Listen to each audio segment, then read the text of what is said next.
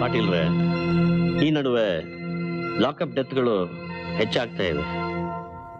ಗೃಹ ಮಂತ್ರಿಯಾಗಿ ಇದಕ್ಕೇನು ಕಾರಣ ಇರಬಹುದು ಅಂತ ನಿಮ್ಮ ಅಭಿಪ್ರಾಯ? ಕೆಲಸದ ಒತ್ತಡ, ಬದುಕಿನ ತೃಪ್ತಿ? ಒತ್ತಡನೂ ಇಲ್ಲ, ತೃಪ್ತಿನೂ ಇಲ್ಲ ಸರ್. ಕೆಲವು ಆಫೀಸರ್ಸ್ ಸಿಕ್ಕಾಪಟ್ಟೆ ಕೊಬ್ಬಿಟ್ಟಿದ್ದಾರೆ. ಯಾರ ಮಾತು ಕೇಳ್ತಾ ಇಲ್ಲ.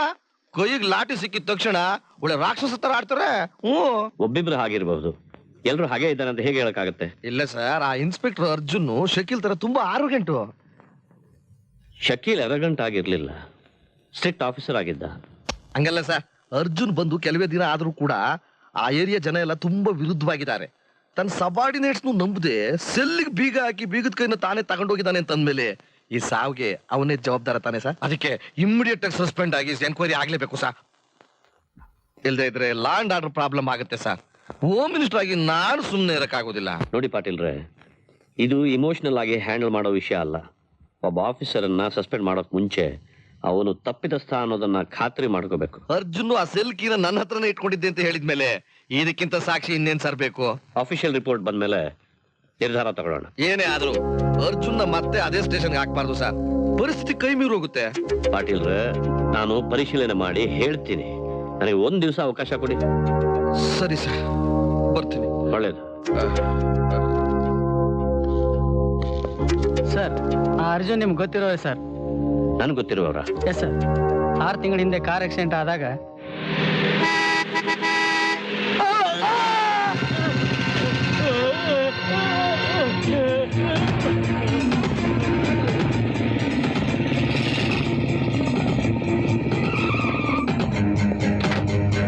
ನಂದೇನು ತಪ್ಪಿಲ್ಲ ಸರ್, ಅವನೇ ಅಡ್ಡ ಬಂದ್ಬಿಟ್ಟ.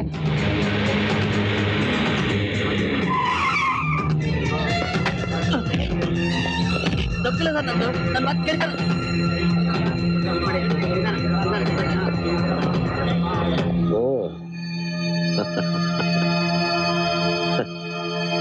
ಉಮಾಪತಿ ಸರ್, ಆ ಅರ್ಜುನ ನಾಳೆ ನಮ್ಮ ಮನೆಗೆ ಬಂದು ನಾನು ನೋಡೋಕೆ ಹೇಳಿ. Okay sir. ಬೆಳಿಗ್ಗೆ ರಾತ್ರಿ ಅದ್ರ ಬಗ್ಗೆ ಯೋಚನೆ ಮಾಡೋದನ್ನ ಬಿಟ್ಬಿಡು. ನಿನ್ನ ಆರೋಗ್ಯ ಇನ್ನಷ್ಟು ಹದಗೆಡುತ್ತೆ.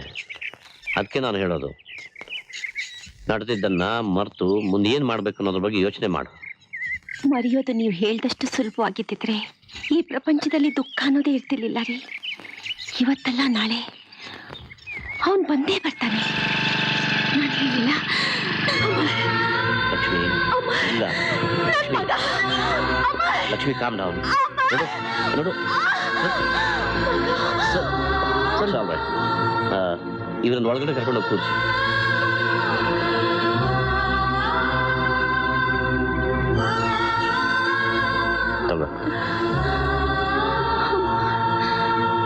ನೀರು ಕೊಡಿ ಹುಡುಗ. ನೀವು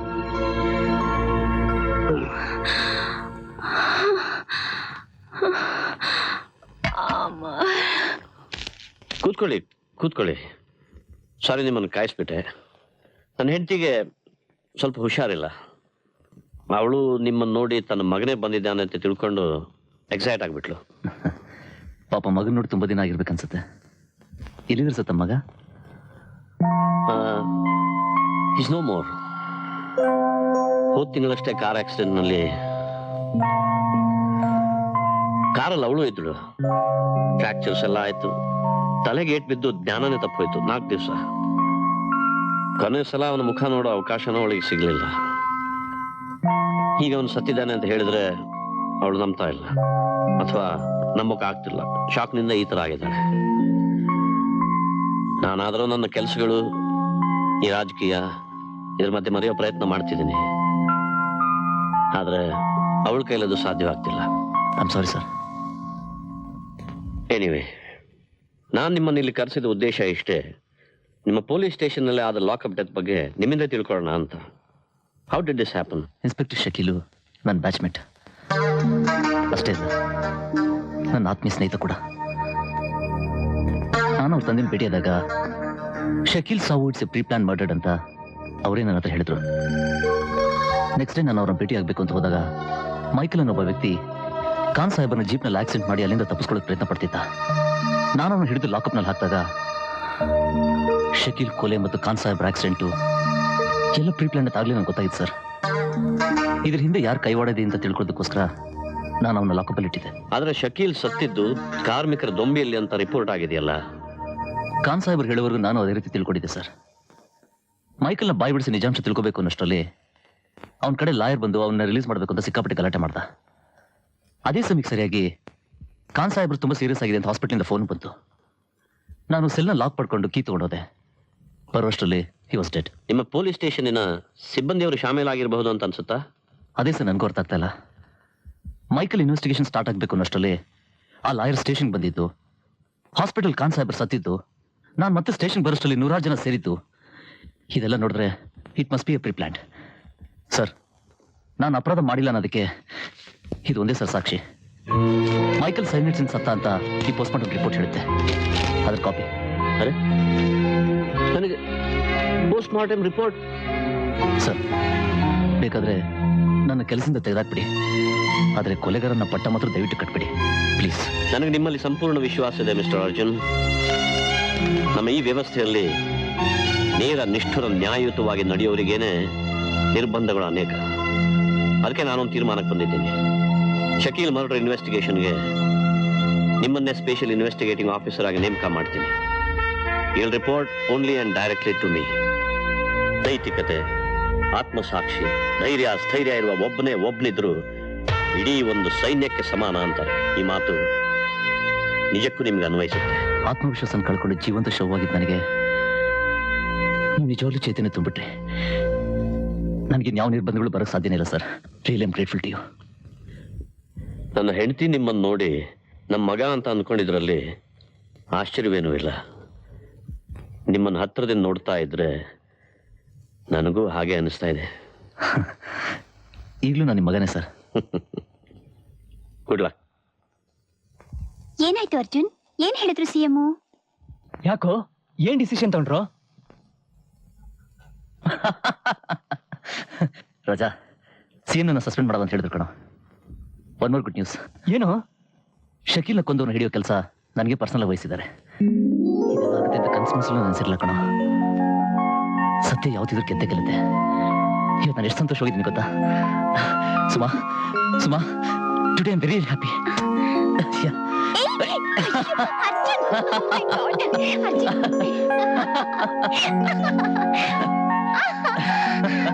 ಸಾಕು. ಸರಿ, ಎಲ್ಲ ಬನ್ನಿ ಪೂಜೆ ಮಾಡೋಣ. ಆಯ್ತು, ನಡೀರಿ ಸರ್.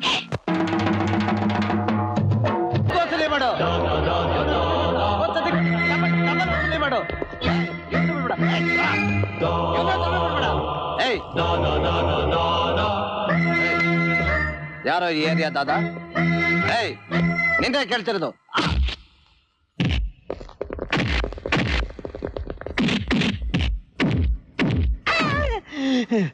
ಈ ರೀತಿ ಹೊಡೆದೇಳ್ಬೇಕಾಗಿತ್ತ ಗುರು? ನೀನೇ ದಾದ ಅಂತ ಇವತ್ತಿಂದ ನಾನು ನನ್ನ ಚೇಲ ಎಲ್ರೂ ನಿನ್ ಚೇಲ. ನೀನೇ ಈ ಏರಿಯಾ ದಾದ, ಈ ಸಿಟಿಗ್ ದಾದ. ನಾನು ದಾದಾ ಅಲ್ವೋ? ಪೊಲೀಸ್. ನಮ್ ಡಿಪಾರ್ಟ್ಮೆಂಟೇ ಮಗನೇ. ಯಾವ್ದು ನಿನ್ ಡಿಪಾರ್ಟ್ಮೆಂಟ್? ಗುರು, ನಾನು ಪೊಲೀಸ್ ಡಿಪಾರ್ಟ್ಮೆಂಟ್ ಅಲ್ಲಿ PC ಆಗಿ ಕೆಲಸ ಮಾಡ್ತಿದ್ದೆ. ಕೇವಲ 5-10ಕ್ಕೆ ಕೈ ಒಡ್ಡಿದ್ರೆ ಲಂಚ ಅಂತಾರೆ ಈ ಜನ. ಆದ್ರೆ ಈ ದಾದಾಗಳು ಕೇವಲ 5-10 ರೂಪಾಯಿ ಚಾಕು ತೋರಿಸಿ ದಿನಕ್ಕೆ 5,000 10,000 ವಸೂಲಿ ಮಾಡ್ತಾರೆ.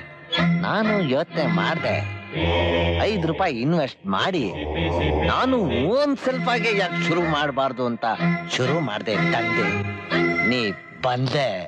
ಓಹೋ, ಇದಾ ನಿಂದಂದೆ? ಶಾರ್ಟ್ ಕಟ್ ಅಲ್ಲಿ ಸಾವುಕಾರ ಆಗ್ಬೇಕು ಅಂತ ಓನ್ ಸೆಲ್ಫ್ ಶುರು ಮಾಡ್ಕೊಂಡಿದ್ಯಾ? ಬಾ, ನಾ ಇನ್ನೊಂದ್ ಸೆಲ್ಫ್ ತೋರಿಸ್ತೀನಿ. ನಡಿಯಲ್ಲ.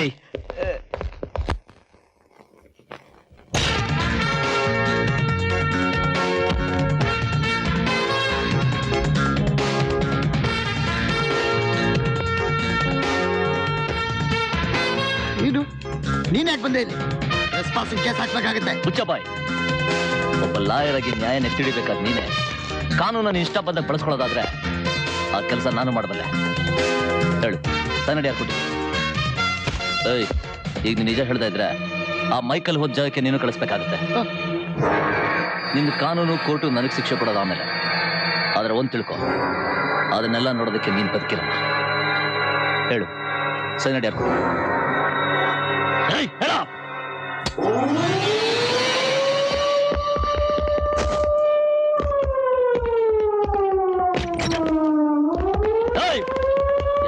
ಮುಂದೆ ಬಂದ್ರೆ ಚಿಂದಿ ಉಡಾಯಿಸ್ಬಿಡ್ತೀನಿ.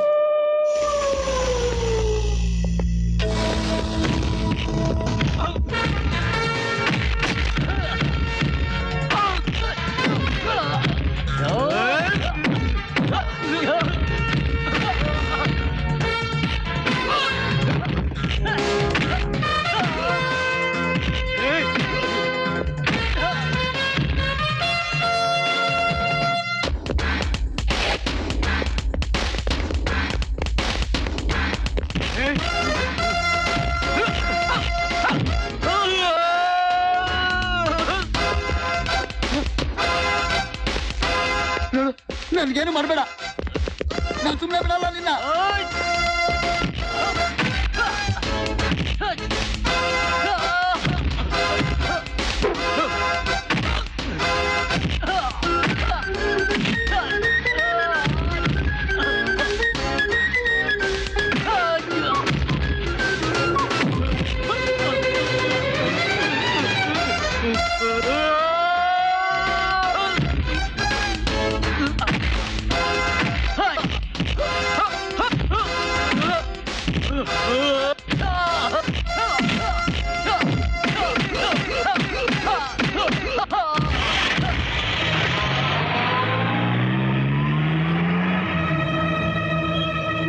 ಶಕೀಲ್ ಕೊಲೆ ಬಗ್ಗೆ ಒಂದು ಸ್ಪೆಷಲ್ ಇನ್ವೆಸ್ಟಿಗೇಷನ್ ನಡೆದು ಅದರ ರಿಪೋರ್ಟ್ ಬಂದಿದೆ.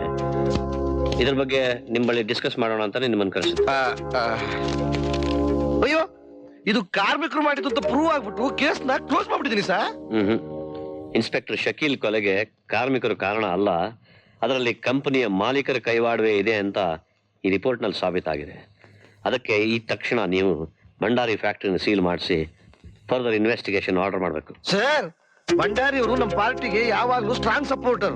ನಾವು ಸೋಲ್ಲಿ ಗೆಲ್ಲಿ ನಮ್ ಜೊತೆ ಇರ್ತಾರೆ, ಮುಂದೆನೂ ಇರ್ತಾರೆ. ಈಗ ಅವ್ರ ಫ್ಯಾಕ್ಟರಿ ನಾವು ಸೀಲ್ ಮಾಡ್ಬಿಟ್ರೆ ನಮ್ಮ ಪಾರ್ಟಿಗೆ ಎಡವಟ್ಟ ಬಿಡ್ತದೆ. ನೋಡಿ ಪಾಟೀಲ್ರೆ, ರಾಜಕೀಯ ಬೇರೆ, ಆಡಳಿತ ಬೇರೆ. ಒಬ್ಬ ನಿಷ್ಠಾವಂತ ಅಧಿಕಾರಿಯ ಕೊಲೆ ಬಗ್ಗೆ ಸರ್ಕಾರ ಅಲಕ್ಷ್ಯ ತೋರಿಸ್ತಿದೆ ಅಂತ ಜನ ಕನ್ಸ್ಬಿಟ್ರೆ ಆ ಸರ್ಕಾರ ಬಹಳ ದಿವಸ ಉಳಿಯೋಲ್ಲ. ಭಂಡಾರಿ ನಮ್ಮ ಪಾರ್ಟಿಗಷ್ಟೇ ಅಲ್ಲ, ಎಲ್ಲಾ ಪಕ್ಷಗಳಿಗೂ ಹಣ ಕೊಡ್ತಾರೆ. ಆದ್ರೆ ಅದು ಅವರ ದೇಶಭಕ್ತಿ ಅಲ್ಲ, ವ್ಯವಹಾರ. ಅವರು ನಿಜವಾಗಿಯೂ ನಮ್ಮ ಪಕ್ಷದ ಬೆಂಬಲಿಗರೇ ಆದ್ರೆ ಈ ಇನ್ವೆಸ್ಟಿಗೇಷನ್ಗೆ ಅವರು ಸಂಪೂರ್ಣ ಸಹಕಾರ ಕೊಡಬೇಕು. ಹಿಂದೆ ಇದ್ರೆ ಕಾನೂನು ಪ್ರಕಾರ ಏನ್ ಕ್ರಮ ತಗೋಬೇಕು ಅದನ್ನ ತಗೊಳ್ಳೇಬೇಕು. ಯಾವ್ದಕ್ಕೂ ಸ್ವಲ್ಪ ಯೋಚಿಸಿ ಮುಂದೆ ಹೆಜ್ಜೆ ಇಡೋದು ಒಳ್ಳೇದು ಅಂತ ಅನ್ಸುತ್ತೆ ಸರ್. ಬಹಳ ಯೋಚಿಸಿಯೇ ನಾನು ಈ ನಿರ್ಧಾರಕ್ಕೆ ಬಂದಿದ್ದೀನಿ ಪಾಟೀಲ್ರೆ. ಇದರಿಂದ ಆ ಭಂಡಾರಿ ಸಪೋರ್ಟ್ ನಮ್ಗೆ ಇಲ್ಲದೇ ಇದ್ರೂ ಚಿಂತೆ ಇಲ್ಲ. ನಮ್ಮ ಆದೇಶಗಳನ್ನು ಪಾಲಿಸೋ ಪ್ರಾಮಾಣಿಕ ಅಧಿಕಾರಿಗಳು ಬಲಿಯಾಗ್ತಾ ಹೋಗೋದನ್ನ ನಾವು ಸುಮ್ಮನೆ ಕೂತು ನೋಡ್ತಾ ಇದ್ರೆ ನಾವಿಲ್ಲಿ ಕೂತು ಆಡಳಿತ ನಡೆಸೋಕೆ ನಾಲಾಯಕ್ಕು ಒಂದ್ ಅರ್ಥ. ಆಳೋನು ವೀರಭದ್ರನಾದಾಗಲೇ ದೇಶ ಸುಭದ್ರವಾಗುವುದು. ಶಕುನಿ ಆದ್ರೆ ಕುರುಕ್ಷೇತ್ರವಾಗುತ್ತೆ. ಅದ್ ಸರಿ ಅನ್ನಿ. ಆದ್ರೂ ಯಾವ್ದಕ್ಕೂ ಒಂದ್ಸರಿ ವಿಚಾರವನ್ನ ಹೈಕಮಾಂಡ್ ತಿಳಿಸೋದು ಒಳ್ಳೇದು ಅನ್ಸುತ್ತೆ. ಪಾರ್ಟಿಯಲ್ಲೇ ಆಗ್ಲಿ ಹೈಕಮಾಂಡ್ ಅಲ್ಲೇ ಆಗ್ಲಿ ಈ ಮಾತು ಬಂದ್ರೆ ಅದನ್ನ ನಾನು ಎದುರಿಸ್ತೀನಿ ಪಾಟೀಲ್ರೆ. ಆದ್ರೆ ಈ ಕೆಲಸ ಮಾತ್ರ ನಾಳೆ ಸಂಜೆ ಒಳಗೆ ಆಗ್ಬೇಕು. This is an order. ಏನು ನಮ್ ಫ್ಯಾಕ್ಟ್ರಿ ಸೀಲ್ ಮಾಡಿಸ್ತಾರ? ನಮ್ಮನ್ನೇ ಏಣಿ ಮಾಡ್ಕೊಂಡು ಗದ್ಗೆ ಏರಿದ ಮೇಲೆ ಎಡಗಾಲಿಂದ ಒದ್ ಬಿಡ್ಬೋದು ಅಂತ ತಿಳ್ಕೊಂಡಿದ್ರೆ ಆ ನಿಮ್ ಸಿಎಂಗೆ ರಾಜಕೀಯದಲ್ಲಿ ಇನ್ನೂ ತಲೆ ಬಲ್ತಿಲ್ಲ ಅಂತ ಅರ್ಥ. 3 ಕಾಸಿನ ಬಂಡವಾಳನೂ ಇಲ್ಲದೆ 5 ವರ್ಷ ಆಳೋರ್ಗೆ ಇಷ್ಟು ಪೊಗರಿರ್ಬೇಕಾದ್ರೆ ಕೋಟ್ಯಾಂತರ ರೂಪಾಯಿ ಬಂಡವಾಳ ಹಾಕಿ 100 ವರ್ಷಗಳಿಂದ ಆಳೋರ್ನೇ ಆಳ್ತಿರೋ ನಮಗಿನ್ನಷ್ಟು ಪೊಗರಿರ್ಬೇಕು. ಅವ್ರು ಒದ್ದು ಬೀಳಿಸಿದ ಏಣಿನ ಅಡ್ಡ ಮಲಗಿಸಿದ್ರೆ ಅದು ಚಟ್ಟ ಆಗುತ್ತೆ ಅನ್ನೋದು ಆ ನಿಮ್ ಸಿಎಂ ಗೊತ್ತಿಲ್ಲ ಅಂತ ಕಾಣುತ್ತೆ. ಹೋಮ್ ಮಿನಿಸ್ಟರ್, ನೀವೇನ್ ಟೆನ್ಷನ್ ಮಾಡ್ಕೋಬೇಡಿ, ನೀವು ಫ್ಯಾಕ್ಟ್ರಿ ಸೀಲ್ ಮಾಡಿಸಿ. ಆ ನಿಮ್ಮ ಸಿಎಂ ನ ಹಣೆ ಬರನ ನಾನ್ ಸೀಲ್ ಮಾಡಿಸ್ತೀನಿ. ಯಜಮಾನ್ರೆ, ಇವತ್ತು ನನ್ನ ಅದೃಷ್ಟ ಚೆನ್ನಾಗಿತ್ತು. ಇಲ್ದಿದ್ರೆ ನಾನ್ ನಿಮ್ಮನ್ನ ಈ ಜೀವಮಾನದಲ್ಲೇ ನೋಡಕ್ ಆಗ್ತಾ ಇರ್ಲಿಲ್ಲ. ಏನ್ ವಕೀಲ್ರೆ, ಕರಿ ಕೋಟ್ ಹಾಕೊಂಡು ಎಲ್ಲಾರನ್ನೂ ಎದುರಿಸೋ ನೀವೇ ಹೆದರಿದ್ರೆ ಹೇಗೆ? ಅರ್ಜುನ್ ನನ್ ಮನೆಗೆ ನುಗ್ಗಿ ನನ್ ಬಾಯಲ್ಲೇ ರಿವಾಲ್ವರ್ ಇಟ್ಟು ಯಾರ ಮೈಕಲ್ ಸೈನೈಡ್ ಕೊಟ್ಟಿದ್ದು ಅಂತ ಹೆದರ್ಸ್ತಾ ಇದ್ದ. ಸೆಕ್ಯೂರಿಟಿ ಅವ್ರು ಬರ್ತಾ ಇದ್ರೆ ನಾನ್ ಬಾಯ್ ಬಿಟ್ಬಿಡ್ತಿದ್ದೆ. ಅವ್ನು ಯಾವ್ದಕ್ಕೂ ಹೆದರಲ್ಲ ಸರ್. ಕಾಕಿ ಬಟ್ಟೆ ಅವರೇ ಕ್ರಿಮಿನಲ್ಗಳಾಗೋದ್ರೆ ನಾವು ಕರಿ ಕೋಟ್ ಲಾಯರ್ಗಳು ಏನ್ ಮಾಡಕ್ಕಾಗಿದೆ ಹೇಳಿ ಸರ್? ಅವನ ಅರ್ಜುನ ಅಲ್ಲ, ಯಮ ಸರ್. ಯಮ, ದಯವಿಟ್ಟು ನೀವು ನನ್ನನ್ನು ಕಾಪಾಡ್ಬೇಕು. ಗೃಹ ಮಂತ್ರಿನೇ ನಮ್ಮ ಮನೇಲಿ ಇರ್ಬೇಕಾದ್ರೆ ನೀವ್ಯಾಕೆ ಹೆದರ್ತೀರಾ? ಸ್ಮಶಾನಕ್ಕೆ ಹೋದ್ಮೇಲೆ ಗೃಹ ಮಂತ್ರಿಗಳು ಎಲ್ಸಾರ ಮಾಡ್ತಾರೆ. 1 ನಿಮಿಷ ಹೆಚ್ಚು ಕಡಿಮೆ ಆಗಿದ್ರೆ ಅವರೇ ನನ್ನ ಎಳೆದ ಮೇಲೆ ಹಾರ ಇಟ್ಬಿಟ್ಟಿರೋರು. ನನಗೆ ನನ್ನ ಪ್ರಾಣ ಮುಖ್ಯ ಸ್ವಾಮಿ. ದಯವಿಟ್ಟು ನನ್ನ ಇಲ್ಲಿಂದ ಯಾವ್ದಾದ್ರು ಸೇಫ್ ಪ್ಲೇಸ್ ಕಳ್ಸಿಕೊಟ್ಬಿಡಿ. Don't worry. ಪ್ರದೀಪ್, ಸರ್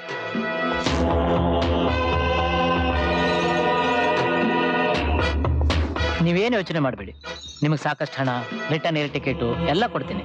ಹಾಗೆ ಹಾಂಗ್ಕಾಂಗು, ಸಿಂಗಾಪುರ್ ಅಂತ 8-10 ದಿವಸ ಟೂರ್ ಮಾಡ್ಕೊಂಡು ಬನ್ನಿ. ನಾನು ಅಷ್ಟರಲ್ಲಿ ಎಲ್ಲ ವ್ಯವಸ್ಥೆ ಮಾಡಿರ್ತೀನಿ. ತಮ್ಮ ಕೃಪೆಯಿಂದ ನಾನು ಬದುಕೊಂಡ್ಬಿಟ್ಟೆ ಸರ್. ಈ ಜೀವಮಾನದಲ್ಲಿ ನಾನು ಈ ಉಪಕಾರ ಮರೆಯೋದಿಲ್ಲ. ದೇವ್ರು ಒಳ್ಳೇದು ಮಾಡಿ. ಹೋಗಿ.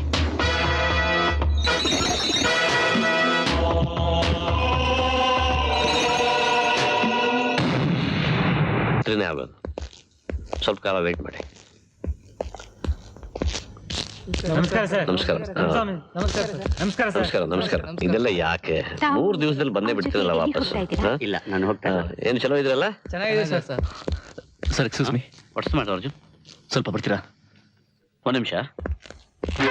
ಏನು ಅರ್ಜುನ್, ಏನು ವಿಷಯ? ಸರ್, ಮೈಕಲ್ ಕೊಲೆ ಬಗ್ಗೆ ಇದ್ದ ನಮ್ಮ ಒಂದೇ ಒಂದು ಎವಿಡೆನ್ಸು ಲಾಯರ್ ಮಹೇಶ್. ಇವತ್ತು ಅವ್ರ ಮೇಲೆ ಬಾಂಬ್ ಬ್ಲಾಸ್ಟ್ ಆಗಿ ಸ್ಪಾಟೇ ತಪ್ಪಿಟ್ರು. Don't tell me. Yes sir, it's a fact.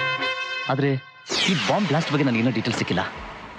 ನನಗೆ ಏನು ಮಾಡಬೇಕು ಅಂತ ದಿಕ್ಕೇ ತೋರಿಸ್ತಿಲ್ಲ ಸರ್. ಫ್ಲೈಟಿಗೆ ಟೈಮ್ ಆಯ್ತು. ನೀವು ನನ್ನ ಜೊತೆ ಏರ್ಪೋರ್ಟಿಗೆ ಬನ್ನಿ, ಮಾತಾಡ್ತಾನೆ ಹೋಗೋಣ. ಬನ್ನಿ. Thank you. ಹೋಗಿ ಅರ್ಜುನ್, ಕೂತ್ಕೊಳ್ಳಿ. ಲಕ್ಷ್ಮಿ, ನನ್ನ ಬಗ್ಗೆ ಚಿಂತೆ ಮಾಡ್ಬಿಡಿ, ಹೋಗ್ಬಿಟ್ಟು ಬನ್ನಿ. ಬರ್ತೀನಿ. Happy thank you.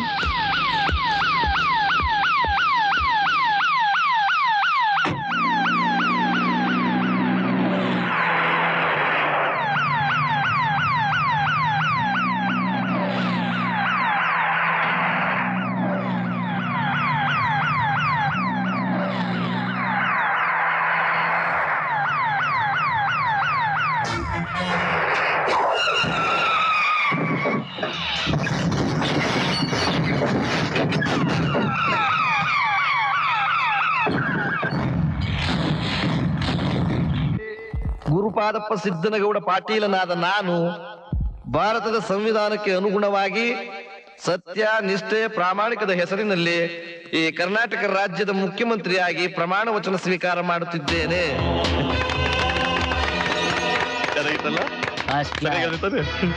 ಅದೇ ಬಹಳ ಮುಖ್ಯ. ಪರವಾಗಿಲ್ಲ ಹೋಮ್ ಮಿನಿಸ್ಟ್ರೆ, ಚೆನ್ನಾಗಿ ಪ್ರಾಕ್ಟೀಸ್ ಮಾಡಿದ್ದೀರಾ.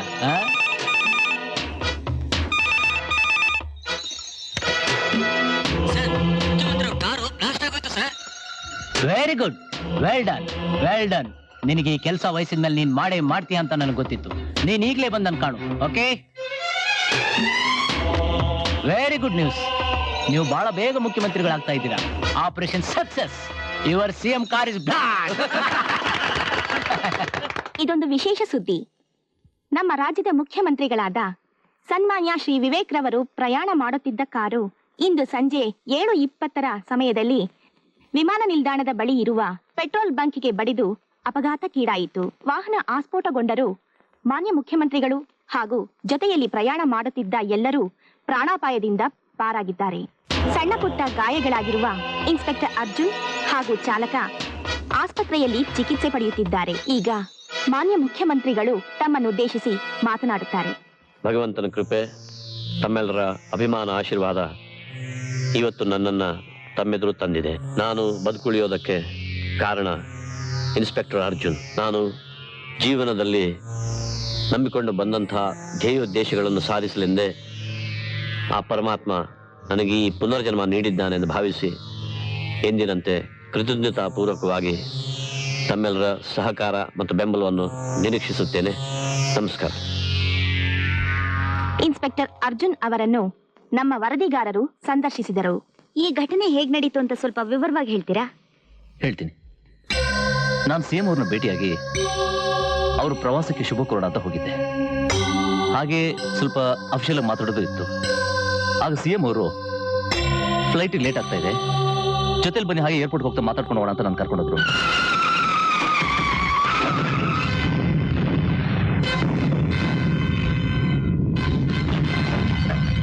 ಇದು ನಡೆದ ವಿಷಯ. ಇದರ ಹಿಂದೆ ಯಾರ್ದಾದ್ರೂ ಕೈವಾಡ ಇದೆ ಅಂತ ನಿಮ್ಗೆ ಅನ್ನಿಸ್ತಾ ಇದೆಯಾ? ಸಿಎಂ ಅವ್ರನ್ನ ಅಧಿಕಾರದಿಂದ ಇಳಿಸೋಕ್ಕಾಗದೆ ಹೀಗೆ ಮಾಡಿರ್ಬೋದಾ? ನಾನು ಈಗಲೇ ಯಾವುದನ್ನು ಖಚಿತವಾಗಿ ಹೇಳಕ್ಕಾಗಲ್ಲ. ಆದ್ರೆ ಒಂದು ಮಾತಂತೂ ನಿಜ, ಅವ್ರನ್ನ ಮುಗಿಸ್ಬೇಕು ಅಂತ ಕನಸು ಕಾಣ್ತಿರೋರು ಶತಮೂರ್ಖರು. ಅಯ್ಯೋ, ಬೇಟೆ ಕೈ ತಪ್ಪೋಯ್ತಲ್ಲ ಭಂಡಾರಿ ಅವರೇ. ಈ ಸಾರಿ ಅವನ ಆಯಸ್ಸು ಗಟ್ಟಿ ಇತ್ತು ಅಂತ ಕಾಣುತ್ತೆ. ನಿರಾಶೆ ಪಡಬೇಡಿ, ಪ್ರಯತ್ನ ಮಾಡೋಣ. ಪ್ರಮಾಣ ವಚನನ ಪೂರ್ತಿ ಬಾಯ್ಪಾಠ ಮಾಡಿದ್ದಲ್ಲ ಶಿವನೇ. ನಾನು ಮಿನಿಸ್ಟರ್ ಆಗ್ಬೇಕು ಅಂತ ಹೇಳಿ ಬಟ್ಟೆ ಬರಿ ಎಲ್ಲ ಹೊಲ್ಸ್ಕೊಂಡಿದ್ರಿ ಅಪ್ಪ. ಆದ್ರೆ ಆ ದೇವ್ರು ನನ್ನ ಹಣೆ ಬರನ ಕತ್ತೆ ಗಿಂಡಿಯ ಬರ್ದ್ಬಿಟ್ನಲ್ರಿ. ಸೈಲೆನ್ಸ್. ಇನ್ನು ಇದ್ರ ಬಗ್ಗೆ ತನಿಖೆ ನಡೆಯುತ್ತೆ. ನಾವು ತುಂಬಾ ಹುಷಾರಾಗಿರೋದು ಒಳ್ಳೇದು. ಅರ್ಜುನ್, ನಿನ್ನ ನೋಡ್ದಾಗೆಲ್ಲ ನನ್ನ ಮಗನ್ ನೋಡಿದಷ್ಟೇ ಸಂತೋಷ ಆಗುತ್ತೆ. ನೀನ್ ಬಂದ್ಮೇಲೆ ನನ್ನ ಕಾಯಿಲೆನೂ ವಾಸಿ ಆಯ್ತು. ಹೀಗಂತೂ ನನ್ನ ಮಾಂಗಲ್ಯನೂ ಉಳಿಸ್ಬಿಟ್ಟೆ. ನೀನಿಲ್ದೆ ಹೋಗಿದ್ದಿದ್ರೆ ನನ್ನ ಬದುಕು ಏನಾಗ್ತಿತ್ತು ಗೊತ್ತಿಲ್ಲಪ್ಪ. ನೋಡು, ಹೋದ ಜನ್ಮದಲ್ಲಿ ನೀನ್ ನನ್ ಮಗ ಆಗಿದ್ದೆ ಅಂತ ಕಾಣಿಸುತ್ತೆ. ಈ ನಿನ್ ಋಣನ ನಾನ್ ಯಾವತ್ತೂ ತೀರ್ಸಕ್ಕಾಗಲ್ಲಪ್ಪ. ಇಲ್ಲಮ್ಮ, ತುಂಬಾ ದೊಡ್ಡ ಮಾತು ಹೇಳ್ತಾ ಇದ್ದೀರಾ. ನಿಜ ಹೇಳ್ಬೇಕು ಅಂದ್ರೆ ಆ ಮಾತು ಹೇಳ್ಬೇಕಾದ್ರು ನಾನು ಅವತ್ತಿನ ದಿನ ನಿಮ್ಮ ಮನೇಲಿ ನಾನು ನಿಮ್ಮಿಬ್ಬರನ್ನು ನೋಡ್ದಾಗಿಂದ ನನಗೆ ಎಲ್ಲ ರೀತಿಲೂ ಒಳ್ಳೇದಾಗಿದೆ. ನನ್ನಲ್ಲಿ ದಪ್ಪದ ಅಳಿಸೋಯ್ತು. ತಂದೆ ಸ್ಥಾನದಲ್ಲಿ ನಿಂತು ನನ್ನಲ್ಲಿ ಹೊಸ ಚೇತನೆ ತುಂಬಿದವರು ನಿಮ್ಮ ಯಜಮಾನ್ರು. ನೀವು ನನ್ನ ಏನಂತ ತಿಳ್ಕೊಂಡಿದ್ರೋ ಗೊತ್ತಿಲ್ಲ, ಆದ್ರೆ ನಾನಂತೂ ನಿಮ್ಮನ್ನೇ ತಂದೆ ತಾಯಿ ಅಂತ ತಿಳ್ಕೊಂಡಿದ್ದೀನಿ. ಅರ್ಜುನ್, ಹೌದು. ಇದಕ್ಕಿಂತ ಹೆಚ್ಚಾಗಿ ನನಗಿನ್ನೇನ್ ಬೇಕಪ್ಪ? ಅರ್ಜುನ್, ಹೇಗಿದ್ಯೋ? ಚೆನ್ನಾಗಿದೆ ಕಣ, ಗಾಬರಿ ಪಟ್ಕೊಳ್ಳೋಂಥದ್ದು ಏನಿಲ್ಲ. ಅಮ್ಮ, ಇವ್ ನನ್ನ ಪ್ರಾಣ ಸ್ನೇಹಿತ ರಾಜ ಅಂತ. ನಮಸ್ತೆ. ನಮಸ್ಕಾರಮ್ಮ. ಅವನ ತಂಗಿ ಸುಮಾ. ನಮಸ್ತೆ. ನಾವು 3 ಜನ ಚಿಕ್ಕಂದಿಂದ ಒಟ್ಟಿಗೆ ಬೆಳೆದವರು. ನೋ, ಹೇಳ್ಬಿಡಿ. How you young brave man? I fine sir. Good. ನಾನ್ ನಿನ್ನನ್ನು ಕರ್ಕೊಂಡು ಅರ್ಜುನ್ ನೋಡಕ್ ಬರೋಣ ಅನ್ಕೊಂಡಿದ್ರೆ ನೀನಾಗ್ಲೇ ಬಂದ್ಬಿಟ್ಟಿದ್ದೆ ಇಲ್ಲಿ. ಸರ್, ನನ್ನ ಸ್ನೇಹಿತ ರಾಜ ಅಂತ. ನಮಸ್ಕಾರ. ಅವನ ತಂಗಿ ಸುಮಾ. ನಮಸ್ಕಾರ. ನಿಮ್ಮ ಸ್ನೇಹಿತ ಇಲ್ಲದೆ ಇದ್ದಿದ್ರೆ ರೇಡಿಯೋ ಟಿವಿನಲ್ಲಿ 3 ದಿವಸ ಬರೀ ಶೋಕಾಚರಣೆ ನಡೀತಿತ್ತು. So get well soon. ಸರಿಯಾಗಿ ರೆಸ್ಟ್ ತಗೊಳ್ಳಿ. ಇನ್ನೊಂದ್ಸಲ ಬಂದು ನೋಡ್ತೀನಿ. Okay sir. ಬರ್ತೀನಿ. ಅರ್ಜುನ್, ಹುಷಾರಾದ್ಮೇಲೆ ಸುಮನ್ನ ಮನೆಗ್ ಕರ್ಕೊಂಡ್ ಬಾ. ಆಯ್ತಮ್ಮ. ಸುಮಾ ನೋಡಕ್ ತುಂಬಾ ಲಕ್ಷಣವಾಗಿದ್ದಾಳೆ. ಅರ್ಜುನ್ ಕಂಡ್ರೆ ಇಷ್ಟ ಅಂತ ಕಾಣಿಸುತ್ತೆ. ನನಗೇನು ಹಾಗೆ ಕಾಣಿಸ್ಲಿಲ್ಲ. ನಿಂಗೆ ಗೊತ್ತಾಯ್ತು? ಹೆಣ್ಣಿನ ಮನ್ಸು ಹೆಣ್ಣಿಗೆ ಗೊತ್ತಾಗೋದು ರೀ. ಗೊತ್ತಾಯ್ತು ಬಿಡು. ಹೆಂಗ್ ಸ್ವಲ್ಪ ಬುದ್ಧಿ. ನಾನೇನೋ ಹೇಳಿದ್ರೆ ನೀವೇನೋ ಹೇಳ್ತೀರಾ. ಸುಮಾ, ನೀನ್ ಇಲ್ಲೇ ಇದ್ದು ಇವನ್ನ ಚೆನ್ನಾಗಿ ನೋಡ್ಕೊ. ನಾನು ಮಧ್ಯಾಹ್ನದ ಮೇಲೆ ಬರ್ತೀನಿ. ಸರಿ ಕಣ.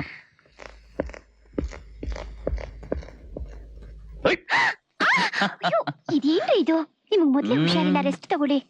ಅದೆಲ್ಲ ನೀನ್ ನೋಡಕ್ ಮುಂಚೆ. ಇದೇ ರೆಸ್ಟ್, ಇದೇ ಟ್ರೀಟ್ಮೆಂಟ್. ಸಂಜೆ 7 ಗಂಟೆಗೆ ಎಲ್ಲ ಆಫೀಸರ್ನು ಕರೆಸಿ. ಬರ್ಬೋದಾ ಸ್ವಾಮಿ? ಓ, ಭಂಡಾರಿ ಅವರ ನಮಸ್ಕಾರ. ಬನ್ನಿ, ಸ್ವಲ್ಪ ಹೊರಗಿರಿ. 5 ನಿಮಿಷ ಯಾರಿಗೂ ಒಳಗ್ಬಿಡ್ಬೇಡಿ. Okay sir. ಬನ್ನಿ, ಅಲ್ಲಿಗೆ ಬನ್ನಿ.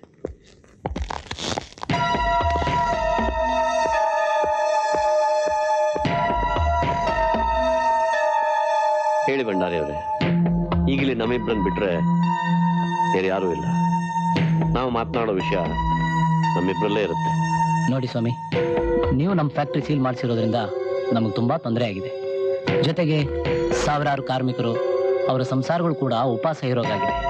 ತಾವು ದೊಡ್ಡ ಮನ್ಸು ಮಾಡಿ ನಮ್ಮ ಫ್ಯಾಕ್ಟ್ರಿ ಸೀಲ್ ಓಪನ್ ಮಾಡಿಸೋ ವ್ಯವಸ್ಥೆ ಮಾಡಬೇಕು. ಭಂಡಾರಿ ಅವರೇ, ಇನ್ಸ್ಪೆಕ್ಟರ್ ಶಕೀಲ್ ಸತ್ತಿದ್ದು ದೊಂಬಿಯಲ್ಲ, ಅದೊಂದು ಪೂರ್ವ ನಿಯೋಜಿತ ಕೊಲೆ ಅಂತ ಅನುಮಾನ ಬಂದಿದೆ. ಅದು ಪರಿಹಾರ ಆಗ್ಬೇಕು ಅಂದ್ರೆ ತನಿಖೆ ಮುಗಿಯೋ ತನಕ ಫ್ಯಾಕ್ಟ್ರಿ ಮುಚ್ಚಿರ್ಲೇಬೇಕು. ನಾನು ಈ ರಾಜ್ಯದ ಎಲ್ಲಾ ಡಿಸ್ಟಿಲರಿಗಳ ಫೆಡರೇಷನ್ ಅಧ್ಯಕ್ಷನಾಗಿ ನಾನು ನಿಮ್ಗೆ ಹೇಳ್ತಾ ಇದ್ದೇನೆ, ನೀವು ಈ ಕೂಡಲೇ ನನ್ನ ಫ್ಯಾಕ್ಟ್ರಿ ಸೀಲನ್ನ ಓಪನ್ ಮಾಡಿಸ್ಬೇಕು. ಇಲ್ಲದೆ ಹೋದ್ರೆ ನಾನೇ ಮುಂದೆ ನಿಂತು ಎಲ್ಲಾ ಡಿಸ್ಟಿಲರಿಗಳನ್ನ ಮುಚ್ಚಬೇಕಾಗುತ್ತೆ. ಆಗ ಎಲ್ಲೂ ಒಂದು ತೊಟ್ಟು ಮದ್ಯ ಸಿಕ್ಕಲ್ಲ. ಇದ್ರ ಪರಿಣಾಮ ಏನಾಗುತ್ತೆ ಅಂತ ನಿಮ್ಗೆ ಗೊತ್ತು. ಇದು ನಮ್ಮ ಕ್ವಶನ್ ಆಫ್ ಪ್ರೆಸ್ಟೀಜ್. ಒಬ್ಬ ನಿಷ್ಠಾವಂತ ಪೊಲೀಸ್ ಅಧಿಕಾರಿ ತನ್ನ ಕರ್ತವ್ಯ ಪಾಲನೆಯಲ್ಲಿದ್ದಾಗ ಕೊಲೆಯಾಗಿದ್ದಾನೆ ಅಂದಮೇಲೆ ಅದರ ತನಿಖೆ ಆಗದೆ ಇರೋದು ನಮ್ಮ ಸರ್ಕಾರದ ಪ್ರೆಸ್ಟೀಜ್ ಕ್ವೆಶ್ಚನ್. ಹಾಗಾದ್ರೆ ಇದೇ ನಿಮ್ ಕೊನೆ ತೀರ್ಮಾನನಾ? ಎಸ್.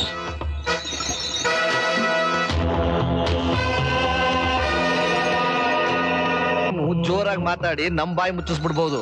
ಪತ್ರಕರ್ತರು ಪ್ರಶ್ನೆಗಳ ಮೇಲೆ ಪ್ರಶ್ನೆ ಕೇಳಿ ಅವ್ರ ಬಾಯಿ ಮುಚ್ಚಿಸ್ತಾರೆ. ನೋಡ್ತಾ ಇರಿ ಹೆಂಗ್ ಬೆವ್ರು ಇಳಿಸ್ತಾರೆ. ಈ ಸಂದರ್ಶನದ ಕಾರ್ಯಕರ್ತರು, ಪ್ರಾಯೋಜಕರು ಎಲ್ಲ ನಾವೇ ತಾನೆ. ಓ, ತಲೆ ಅಂದ್ರೆ ತಲೆನೇ ಸ್ವಾಮಿ ನಿಮ್ದು. ಮಗುನು ಜುಡ್ತೀರಾ, ತೊಟ್ಲು ತೂಗ್ತೀರಾ. ಓ, ಅಷ್ಟೇ ಅಲ್ಲ, ಅಳೋಕ್ ಶುರು ಮಾಡಿದ್ರೆ ಬಾಯಲ್ಲಿ ನಿಪ್ಪಲ್ಲಿಟ್ಟು ತಟ್ಟಿ ಮಲಗಿಸ್ತೀವಿ.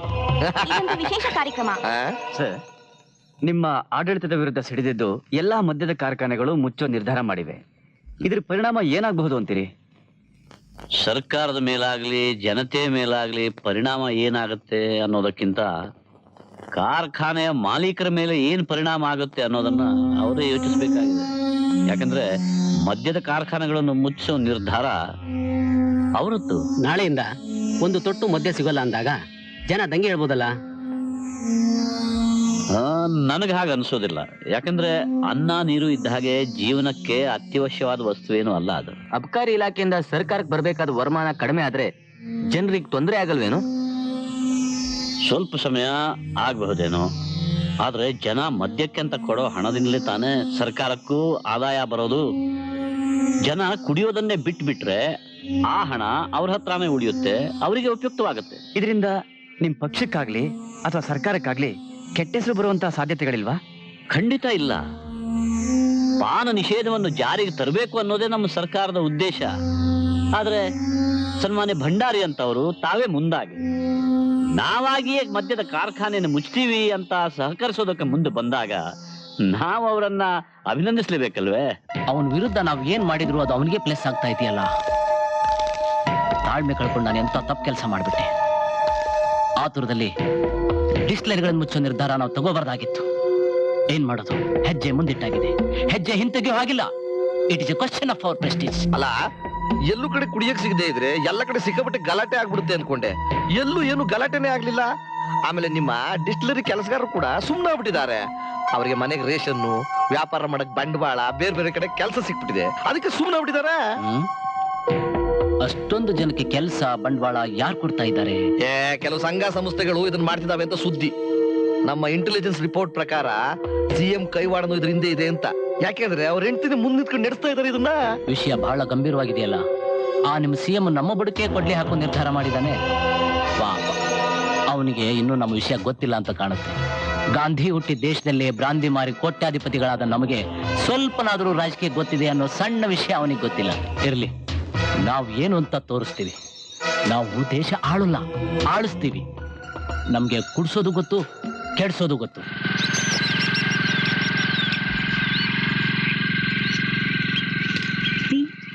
ಜೋಡಿ ಹೇಳಿ ಮಾಡಿಸ್ತಾ ಆಗಿದೆ. ಬೇಗ ಇವರಿಬ್ಬರಿಗೂ ಮದುವೆ ಮಾಡಿಸ್ಬಿಡ್ಬೇಕು ರೀ. ಅವರಿಗೆ ಇಲ್ಲದ ಆತುರ ನಿನಗೆ ಯಾಕೆ ಅಂತೀನಿ. ಪಾಪ ಪ್ರೇಮಿಗಳು ಜಾಲಿಯಾಗಿ ಓಡಾಡ್ಕೊಂಡಿದ್ದಾರೆ. ಮದುವೆ ಮಾಡಿಸಿ ಅವ್ರ ಲವ್ಗೆ ಫುಲ್ ಸ್ಟಾಪ್ ಹಾಕ್ಬಿಡ್ಬೇಡ. ಯಾಕೆ? ಮದುವೆ ಮಾಡ್ಕೊಂಡು ಲವ್ ಮಾಡಕ್ಕಾಗಲ್ವಾ? ಖಂಡಿತ ಆಗಲ್ಲ. ಮದುವೆ ಆದ್ಮೇಲೆ ಗಂಡ ಹೆಂಡತಿ ಸಂಸಾರ ಮಾಡ್ಬೋದಷ್ಟೇ. ಅದೆಲ್ಲ ಸುಳ್ಳು. ನಾವಿಬ್ರು ಸಂಸಾರನು ಮಾಡ್ಕೊಂಡು ಪ್ರೀತಿಯಿಂದ ಇಲ್ವಾ?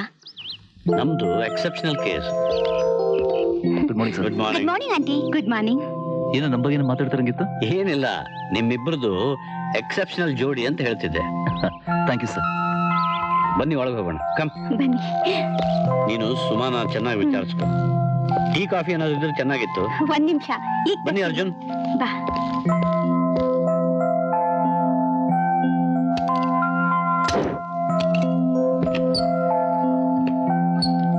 ಆಂಟಿ, ನಾನು ಏನಾದ್ರೂ ಹೆಲ್ಪ್ ಮಾಡ್ಲಾ? ನೀನೇನು ಹೆಲ್ಪ್ ಮಾಡ್ಬೇಡಮ್ಮ. ನಮ್ಮ ಅರ್ಜುನ್ ಜೊತೆ ನೀನ್ ಮದ್ವೆಗೆ ಒಪ್ಕೊಂಡ್ರೆ ಅದೇ ನನಗೆ ದೊಡ್ಡ ಹೆಲ್ಪ್. ನಿಮ್ ಅರ್ಜುನ್ ಜೊತೆ ಮದ್ವೆ ಆಗೋಕೆ ನನ್ನ ಅಭ್ಯಂತರ ಏನೂ ಇಲ್ಲ. ಆದ್ರೆ ಏನು? ಪೊಲೀಸ್ ಇನ್ಸ್ಪೆಕ್ಟರ್ ಅಂತ ತಾನೇ? ಅಯ್ಯೋ ಹುಚ್ಚಿ, ಅವನ್ ಪೊಲೀಸ್ ಇನ್ಸ್ಪೆಕ್ಟರ್ ಆದ್ರೆ ಸ್ಟೇಷನ್ ನಲ್ಲಿ ನಿನ್ನತ್ರ ಏನಾದ್ರೂ ಪೊಲೀಸ್ ತರ ಬಿಹೇವ್ ಮಾಡಿದ್ರೆ ಹೇಳು, ಅಂಕಲ್ ಹೇಳಿ ಅವನ್ನ ಟ್ರಾನ್ಸ್ಫರ್ ಮಾಡಿಸ್ಬಿಡ್ತೀನಿ. ನೀವಿಷ್ಟು ಹೇಳಿದ್ಮೇಲೆ ಮದ್ವೆಗೆ ನಾನ್ ರೆಡಿ. ನನ್ನ ಪರ್ಸನಲ್ ಸೆಕ್ಯೂರಿಟಿಗೋಸ್ಕರ ಒಬ್ಬ ಪೊಲೀಸ್ ಆಫೀಸರ್ ಪೋಸ್ಟ್ ಮಾಡ್ತೀನಿ ಅಂತ ಹೋಮ್ ಮಿನಿಸ್ಟರ್ ಹೇಳ್ತಿದ್ರು. ಅರ್ಜುನ್ ನನ್ನ ಜೊತೆ ಇರುವಾಗ ಸೆಕ್ಯೂರಿಟಿ ಯಾಕೆ ಬೇಕು ಅಂತ ಅಂದಿದ್ದೆ. ನೀವೇನಂತೀರಿ? ಏನ್ ಸರ್, ಈ ವಿಷಯನ ನೀವು ನನ್ನನ್ನು ಕೇಳ್ಬೇಕಾ? I am always with you. ಅರೆ, ನಾನು ಕಾಫಿ ಕೇಳಿದ್ದೆ. ಸ್ವೀಟ್ಸ್ ಶುಗರ್ಲೆಸ್ ಸ್ವೀಟ್ ತಾನೆ? ಇವತ್ತು ಒಂದಿನ ತಿನ್ನಿ ಪರವಾಗಿಲ್ಲ. ಈ ತಿಂಗಳೊಳಗೆ ಇವರಿಬ್ಬರ ನಿಶ್ಚಿತಾರ್ಥ ಮಾಡ್ಬಿಡ್ಬೇಕು. ನಿಶ್ಚಿತಾರ್ಥ? ಸುಮಾ ಮದ್ವೆಗೆ ಒಪ್ಕೊಂಡ್ಬಿಟ್ಲು. ಆದ್ರೆ ಹುಡುಗನೊಂದು ಮಾತು ಕೇಳೋದು ಬೇಡವೇ? ಹುಡುಗನ್ನೆಲ್ಲ ನಾವು ಕೇಳೋದಿಲ್ಲ, ಅದೆಲ್ಲ ಓಲ್ಡ್ ಸ್ಟೈಲ್ ಅಲ್ವಾ ಅರ್ಜುನ್? ಕರೆಕ್ಟ್. ನಿಶ್ಚಿತಾರ್ಥನ ಅವಳ ಕಡೆ ಮಾಡ್ಕೊಳ್ಳಿ. ಹಾಗಾದ್ರೆ ಮದುವೆ ದಯವಿಟ್ಟು ನನ್ನ ಕಡೆ ಮಾಡ್ಬೇಡಿ ಸರ್.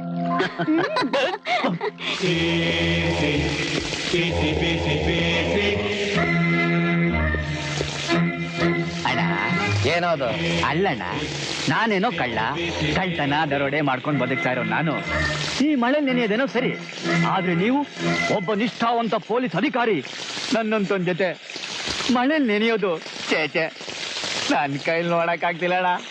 ಏನಯ್ಯ ಮಾಡಕ್ಕಾಗುತ್ತೆ, ಪೊಲೀಸ್ ಕೆಲಸ ಅಂದ್ರೆ ಹಾಗೆ. ಮಳೆ, ಗಾಳಿ, ಬಿಸಿಲು ಏನೇ ಇದ್ರು ಮಾಡ್ಕೊಂಡು ಹೋಗ್ತಾ ಇರ್ಬೇಕು. ಇದು ನಾನು ಒಪ್ಪೋದಿಲ್ಲ ಬಿಡಿ. ಸರ್ಕಾರ ನಿಮ್ಗೊಂದು ರೈನ್ ಕೋಟ್ ಆದ್ರೂ ಕೊಡ್ಬೇಕಾಗಿತ್ತು. ಅವ್ರು ಕೊಟ್ಟಿಲ್ಲ ಅಂತ ನಾವು ಕೆಲಸ ಮಾಡದೇ ಇರಕ್ಕಾಗತ್ತಾ? ನಾವು ಈ ಡಿಪಾರ್ಟ್ಮೆಂಟ್ಗೆ ಬಂದಿರೋದೆ ನಿಯತ್ತ ಕೆಲಸ ಮಾಡಕ್ಕೆ. ಆದ್ರೂ ನೀನೊಬ್ಬ ಕಳ್ಳ. ನೀನ್ ನನ್ನ ಅರ್ಥ ಮಾಡ್ಕೊಂಡಿರೋ ಹಾಗೆ ನಮ್ಮ ಡಿಪಾರ್ಟ್ಮೆಂಟೇ ನಮ್ಮನ್ನ ಅರ್ಥ ಮಾಡ್ಕೊಂಡಿಲ್ವಲ್ಲ. ಸಾಹೇಬ್ರೆ, ಏನಪ್ಪ? ನಾನೊಂದು ಕೆಲಸ ಮಾಡ್ಲಾ? ಏನ್ ಕೆಲಸ? ಇಲ್ಲೇ ನಮ್ಮ ಮನೆ ಡೌನ್ ಅಲ್ಲೇ ಬಹಳ ಹತ್ರ. ನಾನು ಹೋಗಿ ನಿಮ್ಗೋಸ್ಕರ ಒಂದ್ ಛತ್ರಿ ತಂದ್ಬಿಡ್ಲಾ? ಏನಿದ್ಯಾ? Very good, very good. ಬೇಗ ಬಂದ್ಬಿಡ್ತೀಯ ತಾನೆ? ಈಗ ಹೋಗಾಕ ಬಂದ್ಬಿಡ್ತೀನಿ. ಬೇಗ ಬಂದ್ಬಿಡು. ಬಂದ್ಬಿಟ್ಟೆ. ಸ್ಟೇಷನ್ಗೆ ಹೋಗಿ ತುಂಬಾ ಲೇಟ್ ಆಗ್ಬಿಡ್ತಾ ಆಮೇಲೆ. ಅಲ್ಲಿವರೆಗೂ ಈ ಬೀಡಿ ಸೇರ್ತಾ ಇರಿ. ಬರ್ಲಾ? ಬಂದ್ಬಿಡ್ಲಾ? ಬರ್ತೀನಿ. ಬರ್ಲಾ?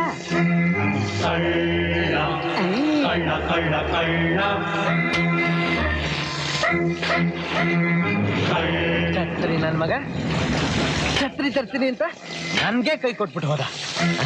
ನೀನ್ ಬಿಡೋದಿಲ್ಲ ಕಣೋ.